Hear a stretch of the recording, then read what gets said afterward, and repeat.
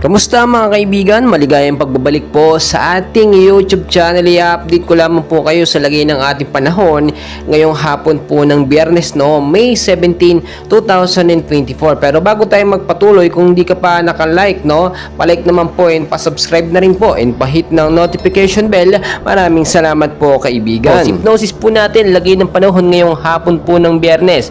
Meron pa rin po tayong weather system or binabantayan po na shear line na nakakaapekto po sa ilang bahagi pa rin po mga kaibigan ng extreme northern Luzon. Easterlies naman po nakakaapekto sa ilang bahagi po ng ating bansa. So unahin muna po natin yung init ng panahon or heat index na naitala po ngayon. Muli na naman po tumaas ang init mga kaibigan, which is sa Metro Manila po pumalo po ngayon from 30 to 38 degrees Celsius po ang init na ating naranasan. Yung hangin po yan, yung alinsangan po mga kaibigan, at sa ilang bahagi ng ating bansa pumapalo po from 40 to 48 degrees Celsius yung pinakamainit po. So hindi pa rin po natatapos, pero walag kayong mag-alala mga kaibigan. Sa hypnosis po natin galing sa Pag-asa, posible po magbigay ito ng biglaang pag-uulan po ngayong hapon at hanggang bukas. So makinig pong mabuti, forecast weather condition natin sa area po ng Batanes.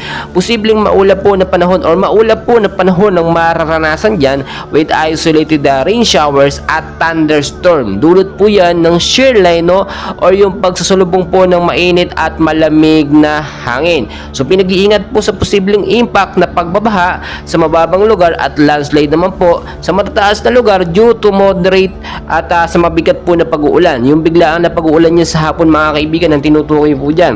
So sa area po ng Metro Manila, kasama naman po dito ang ilang bahagi ng bansa, moderate pa rin po, cloudy sky po ang ating mararanasan with isolated light rains or heavy rainfall pagdating po sa gabi. Dulot naman ito ng easterlies or yung mainit po na hangin na nanggagaling sa Karagatang Pasipiko. So dalawang weather system po ang posible magbigay ng pag-uulan sa atin ngayon para maibsan naman po yung init na naranasan kayo ng umaga hanggang sa tanghali at hanggang ngayon, maalinsangan pa rin po kung mapapansin po ninyo. Pinag-iingat sa posibleng pagbabaha dyan sa Metro Manila in case po magkaroon ng biglaang pag-uulan. Nangyayari po yun madalas mga kaibigan, maraming basura sa mga kanal, sa mga estero.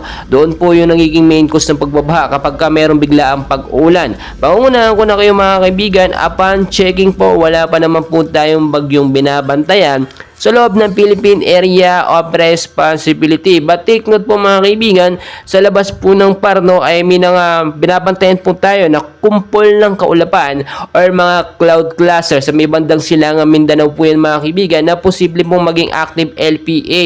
Binabantayan po din natin ang posibleng pagpasok po bago matapos ang buwan ng Mayo. Ito nga po sinasabi natin na kauna-unahang bagyo, yung bagyong Aghon. At nilalangin po natin na sana po, nawa po, hindi po ito maging super typhoon. Kapag unang bagyo po kasi sa unang taon po, sa taon po ay posible po itong sobrang lakas, pwedeng super typhoon o posibleng mahina. At sana nga po bahagyang ulan lamang ito, kung bagyo man po makapagbigay lang ng lamig sa ating panahon, okay na po tayo dun. Yung sapat na ulan lamang po para madiligan ng ating mga paligid, okay na yun mga kaibigan. So mga kaibigan, patuloy ko po kayong i-update, and please always know the weather before you go para safe at handa po tayo lagi anytime